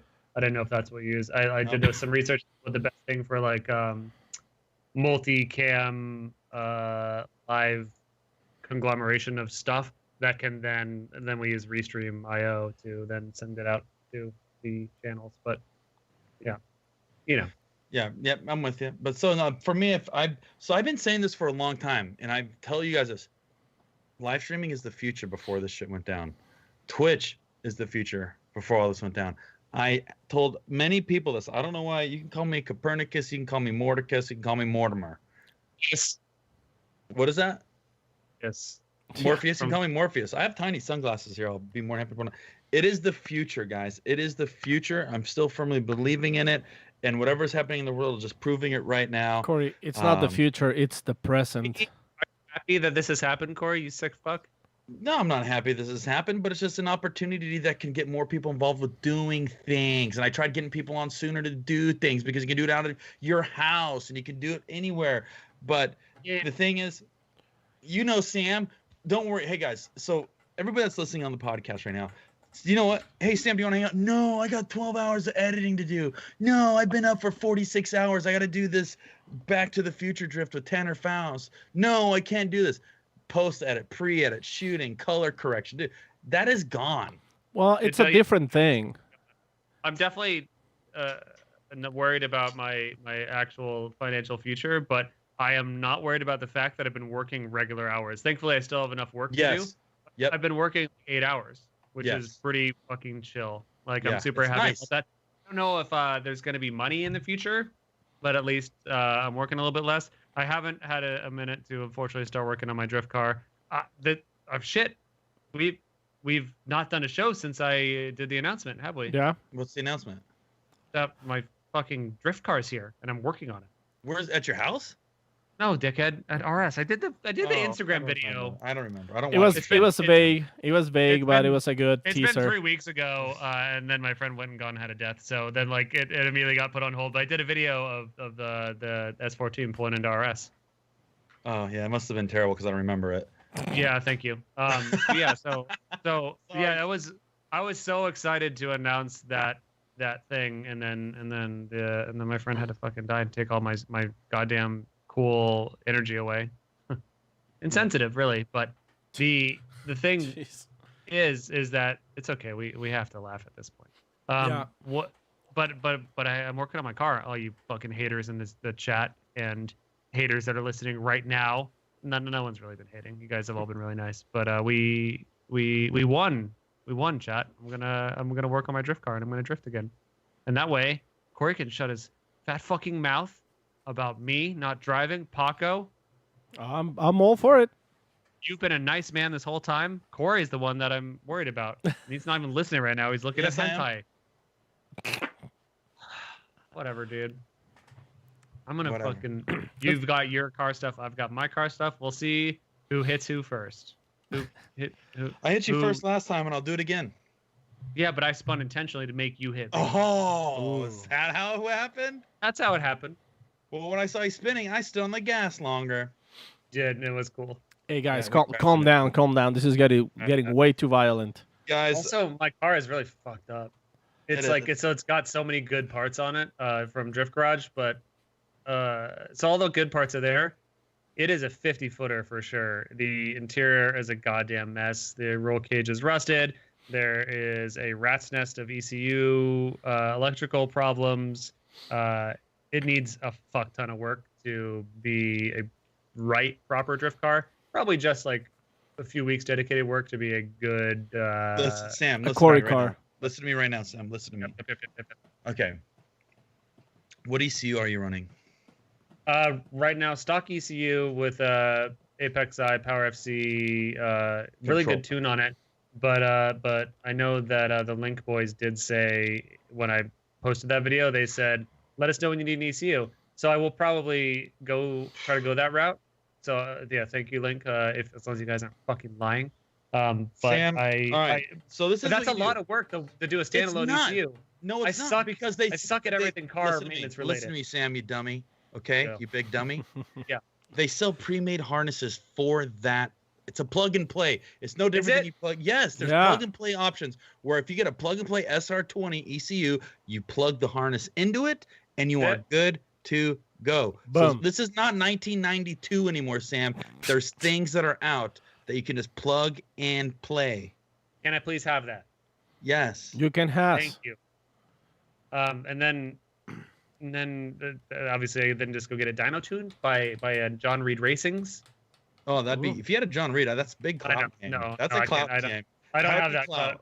I don't have that clout. Yes, you do. Yes, you do. You're a clout man. It's just bummed though because I forget his name at Apex I did such a monster tune on this SR with the Power FC.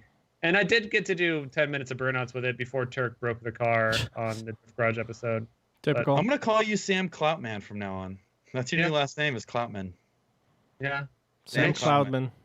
Big Heavy Dick Mitch is saying remove Power FC and plug in the new ECU. Yeah. Yeah. I gave away an ECU last weekend. You did. Who won that thing? A 15-year-old dude. Hell yeah. What was his screen? Street style. I remember seeing the post that you did of the winner because I bowed out like in top 16 area because my mom had to use the Wi-Fi. But he was one of the S50 or S14. Yeah. 13. Yeah. S chassis. But yeah, so that's it. I tried to get in Paco, but Paco's building wood stuff like an adult. Yeah, Paco was out. Paco would have had such a nerdgasm. I'm happy he wasn't there because I actually had time to like relish in the excitement without Paco just going.